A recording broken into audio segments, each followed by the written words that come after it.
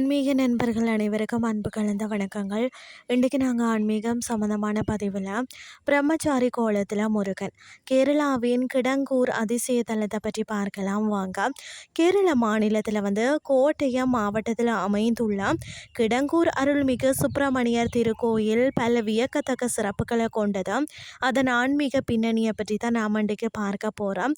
பிரம்மச்சாரி முருகன், அதாவது கவுன மகரிஷியின் வேண்டுதலுக்காக முருகப்பெருமான் இங்கே பிரம்மச்சாரி கோலத்தில் எழுந்தருளியுள்ளார். மூலவர் பிரம்மச்சாரி என்பதால் பெண்கள் கருவறைக்குள்ள செல்ல அனுமதி இல்லையாம். கொடிமரம் அருகில இருந்தே தரிசனம் செய்ய வேண்டுமாம். தம்பதியராக வந்தாலும் மனைவிகள் வெளியில இருந்தே வேண்டிக் கொள்கிறார்களாம். அது மட்டும் இல்லாமல் கேரளாவிலேயே மிக உயரமான கொடிமரங்கள்ல இதுவும் ஒன்றும். இதன் உச்சியில அழகிய மயில் வீற்றிருக்கிறது. அடுத்தது இங்குள்ள நாடக மேடை கூத்தம்பழம், அதாவது குறுந்தொட்டி என மருத்துவ குணம் கொண்ட மரத்தால் செதுக்கப்பட்டுள்ளது. இதில் ராமாயண மகாபாரத காட்சிகள் கலைநயத்துடன் வடிவமைக்கப்பட்டுள்ளன. பிரம்மச்சாரி கூத்துன்னு சொல்வார்கள்.